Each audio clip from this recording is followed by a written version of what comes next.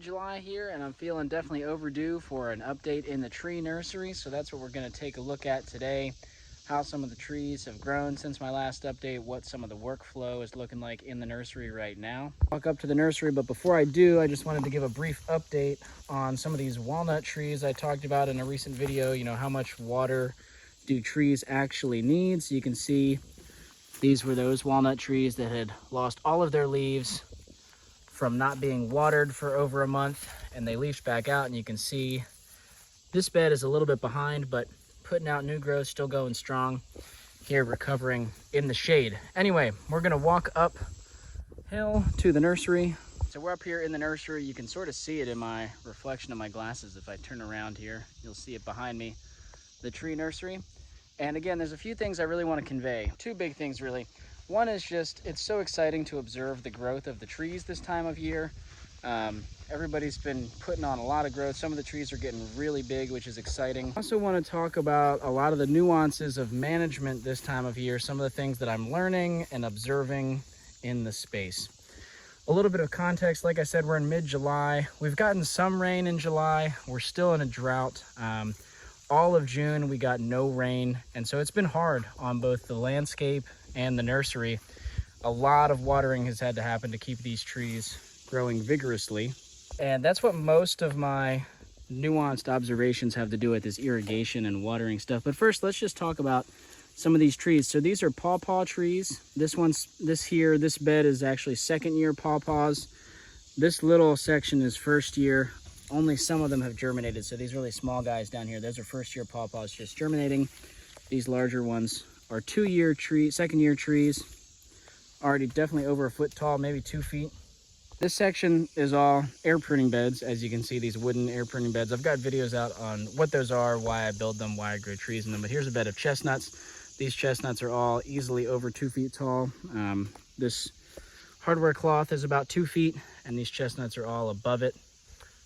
Putting some deer browse on the tops of these chestnuts, so I added this little bit of scrap plastic fencing just to prevent the browse. You can see here's an example where a few weeks ago this chestnut got browsed right here.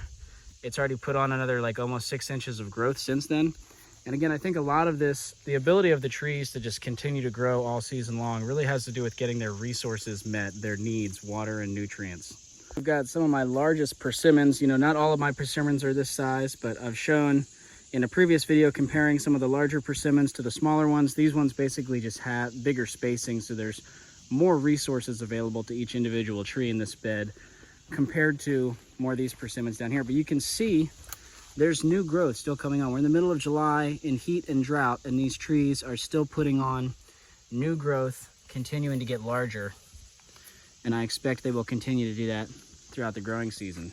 I'm gonna go into some random nuances. So this is a bed. It has bitternut hickory, yellow bud hickory on this side, which if I lift this up, well, I kind of can't get this to lift up, but bitternut hickory in here. It's a little bit hard for the camera to focus. I had poor germination, so this whole half of the bed, nothing germinated, and I had a bunch of leftover wild plum seed. So I've scattered wild plum underneath the mulch, and I don't know if you can tell, but right in there, I'm seeing evidence of rodents digging around in here, and I think they're trying to eat those plum seed. So my guess is that it's mice. Squirrels could not get into this, I don't think. They would have to make a larger hole to get into here, and I believe I would see it. So my guess is that it's mice, and I need to replace this chicken chicken wire with hardware cloth that smaller critters cannot get through. I'm assuming they're climbing up and getting into the top. I don't know any other way that they could get in. This is all sealed up. So that's something you constantly have to be monitoring for in the nursery is, do you have rodents going after and you can see, oh, this might be where they're trying to get out, because you can see, wow, they might be coming in right here, mice, because look at this. Who put these nuts here? I didn't even notice that. I definitely did not put those there. That's got to be rodents trying to escape with their haul. So that's hilarious. So now we know maybe we need to just button this up. I could take these nuts out, take a piece of wood, screw it on here, really clamp that shut, and potentially on that side also. Interesting thing to talk about here is what I'm observing with pawpaw, right? So I showed these 2-year-old pawpaws. These are growing in full sun, and they are loving it. You know, a lot of people, if you go on the internet and search about pawpaws, you'll find almost everybody saying that they need shade, at least in the, you know, when they're young. So here I can tell you that without a doubt, second year pawpaws can handle full sun and they love it, they thrive. The question for me is whether or not first year pawpaws need shade, and we'll use this bed to talk about some of the things that I'm observing. I don't actually think that first year pawpaws need shade really at all. I've got several friends who are growing pawpaws fully in the sun in their first year, and I'm doing it here as well, and it seems to be working, but there are some nuances I want to point out. So these are first year seedlings that germinated in full sun with no shade, and you can see this one is already over a foot tall, rather thick down at the base. That's probably one of the larger ones in this bed. There's some smaller ones over here, right? And you can see, but the germination rate in this bed is not great. There's a lot of seed in here. I'm not seeing a lot of germination, especially like down on this side here. And there's really no animals that eat pawpaw seed, so I don't think that it's an issue with predation like with those plums. I'm also not seeing any evidence of digging. So then I'll compare, we'll come over here. Here's another bed that has pawpaw in it. Almost no germination. We've got one right here, a little guy. We've got a little guy right here, a few over here. There's some trying to come up. I don't know if you guys can even see this on the camera. There are some little ones trying to leaf out, but the germination here is really poor. Here's another example of a pawpaw bed. Literally only one has germinated so far, or a lot of them I think have germinated. Like if I go digging around, I can see where they're starting to come up. There's some fungi right there. So I think there's a lot of germination with roots, but there's not a lot of above ground growth in these beds, which is, I mean, it's kind of late. Pawpaws are always late, but middle of July in our climate to not have a lot of leaves above ground yet is late. There's two possibilities. There's obviously other things that I'm maybe not considering, but there's two things that I think are most likely with these pawpaws. One is that it is possible that the seedlings do benefit from shade, perhaps in their first few weeks when those first true leaves are emerging. They are fragile, so I am going to try putting some shade cloth on some of these beds and just seeing if that improves germination over the next few weeks. And then I'll remove the shade cloth after that, see what happens. So that's possible, but again, we have this bed right here. Without any shade, they came up pretty good. Like I said, germination could have been better, but there's one difference from this bed to all the other beds that could also be have something to do with this, and that is that this bed got fall planted. All my other pawpaw beds, the seed was stored in the fridge for most of winter and planted in late winter, early spring. Generally speaking, I don't have good luck storing seed in the fridge. It just doesn't work well for me usually. I either get mold, or the seeds sprout in storage, or they don't germinate as well come the spring. I just seem to get a lot better luck storing seed outside throughout the whole winter, giving them a natural stratification process. Typically, that's also easier for me to manage. You know, I have a lot more space outside than I do inside, but this past year with the move, things were just chaotic and it was easier to keep stuff consolidated in the fridge. I'm curious if that's part of it, that the stratification in the fridge was either too cold for too long, or it didn't get cold enough, or it didn't fluctuate enough, and so the seed is just breaking dormancy later in the year is possible. But anyway, let's talk about some other trees. We've got some black walnuts from cultivar seedlings here. These are getting pretty large. Kind of hard to focus through the wanted to kind of show you how large the stems are, but it's hard to get the camera to focus through that hardware cloth.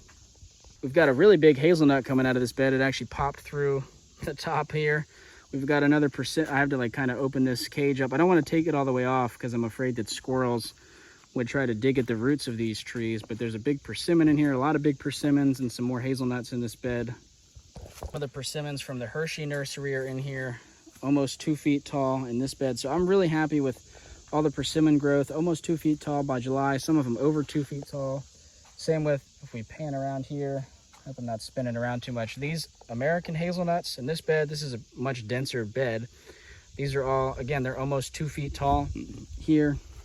I've only grown redbud one other time in the past. This is a bed of redbud, and you know, my redbud seedlings were all like a foot tall or less last year. I just didn't get them very big. So here, all these redbud seedlings are over 2 feet. This is super exciting for me. Basically, the main thing I've changed is I've been watering them a lot more, giving them some more spacing, and that seems to be really helping a lot. More persimmons and some bur oak in here. And these both the seed came from Farrellwood Nursery, which is a really cool nursery in Western North Carolina. You guys should check out if you haven't already. And there's all of the potted trees growing along. I mean, some of these potted trees are putting on a lot more growth than I thought. So here's like some Chickasaw plums. This is a 2-year-old Chickasaw plum tree, shrub, whatever you want to call it. I mean, this guy is almost 4 feet tall. Some of these red maples, I don't remember exactly how old these trees are. They're either 2 or 3 years old. They're in these big pots. And I mean, none of them were taller than like 1.5 feet, 2 feet. So that is a tremendous amount of growth. I'm really excited about that. I don't really love having trees in pots, but it is really exciting to see these trees getting so big. And we'll be moving all these trees soon. Here's some honey locusts. You can see they're starting to put on their thorns. They're flexible right now. They won't hurt you, but trust me, they will get bigger and hurt you eventually. So those are thorny honey locusts. Anyway, it's getting hot. I might take some more clips later to add to this video. Maybe we'll go exploring in here and take a closer look at some of these trees, but I want to get some other stuff done before the heat really comes on. And so for now, real quick, let's talk about these pecans. So a friend of mine had gave me these seeds in the spring. We thought they might not be viable because they didn't pass the float test. They sank, or I'm sorry, they floated when you put them in water. Typically viable nut seed will sink. But so we decided to plant them anyway because the float test is not always accurate. Here's a really good example of it. Just, you know, and because I didn't know if they were going to work, I just put them in a little pot. Took no time at all to fill a pot with some leaf compost, wrap it with this hardware cloth, put this lid on, you know, so basically just so no squirrels can get in there, and just walked away. And look, they germinated. They're at least 1 foot tall, so we're going to have a good little pot of pecan seedlings. It just goes to show that that float test, it is useful, but it's not always 100% accurate. So if you hear me talking about that in the future, that's what I mean when I say it's not 100% accurate. These pecans floated, but they germinated really well. The phone is starting to get hot. Got some nice spice bush growing here. These are all Osage orange, so nice sized trees forming up in these pots. These Osage orange here. We've got a lot of these fabric pots. You can see some more of those wild plums. A lot of these yellow bud hickories. These are all 2nd-year trees in here. Actually finding that the fabric pots are holding water better than the plastic pots. I think what's happening is that the fabric pots, because there's no holes, when you water them, the water doesn't leave as fast out of the bottom, so it has time to soak in. Whereas, you know, the plastic pots, they have holes at the bottom. The water can just run right through. It doesn't soak in as well. And so I actually find myself having to water these faster or more frequently sometimes than the fabric pots, even though the fabric pots are able to always be constantly evaporating out of the sides. You'd think that they would dry out faster. I don't find that to be the case. Big old sycamore. I love sycamore.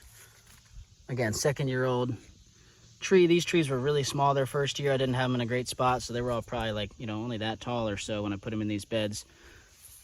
So I am really happy with the growth this year.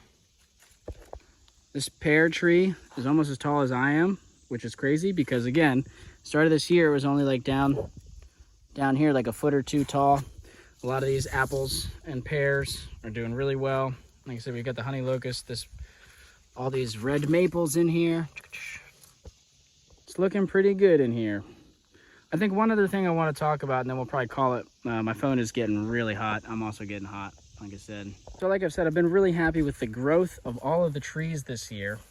But I've started to notice signs of, basically, I think in some of these air pruning beds, the soil has become hydrophobic. Like I said in my previous video about how often I irrigate these beds, I typically try to once a week, twice a week, give all the air pruning beds a good deep soak.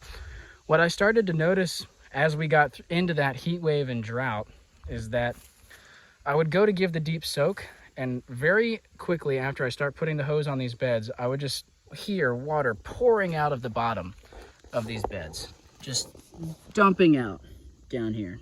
When I hear that, I would immediately move on to the next bed because at that point I'm just wasting water.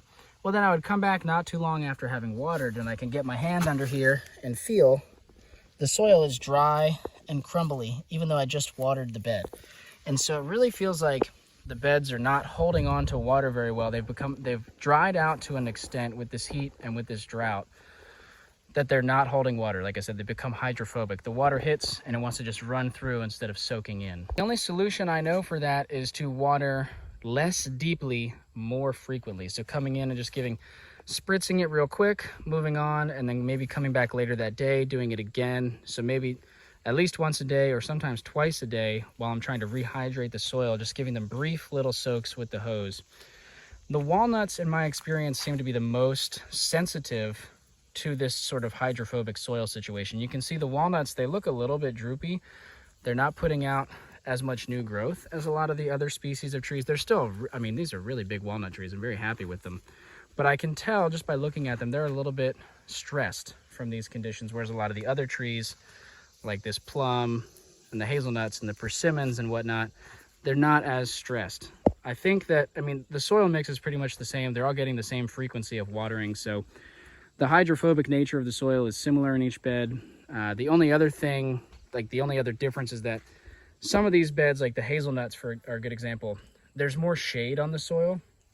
The walnuts grow tall. They don't have a whole lot of leaves in this lower section compared to the hazelnuts have a really thick leaf layer here. So there is more shade, potentially less evaporation happening. So that's also part of what's at play. But something you do have to be watching out for in a tree nursery setting is your soil becoming hydrophobic, and kind of what can you do to prevent that. So I've moved away from deep waterings infrequently to much quicker, more shallow waterings frequently, and that's I do feel like I've seen a difference. The fact that a lot of these trees are putting out new growth even in this heat and drought shows that at least in these beds it's working. The walnuts are a little bit slower to catch up, but you can see here's a bed where the walnuts are putting out some new growth. That's a little update in the nursery. Overall, it's looking like it's going to be a pretty good season. I'm really happy with how things are going. I should be able to start having some of these potted trees available for local folks here sometime in August potentially, and then September, October, sometime around there, we'll start to have bare root trees coming out of the air pruning beds and ready to ship. So if you want immediate updates on when that's happening, subscribe to the newsletter. That's where I put out the most up-to-date information on what is becoming available through the nursery. And I mean, I also talk about it on here, but typically these videos are a little bit delayed from when things are actually happening because I have to do all the editing and whatnot. But yeah, hope you guys are enjoying summer wherever you're at. Oh, maybe it's not summer where you're at or when you're watching this, but whatever time it is, whatever you got going on, I hope you're enjoying it. I hope you're able to get out, spend some time with the trees, grow some plants, and I'll catch you in the next one.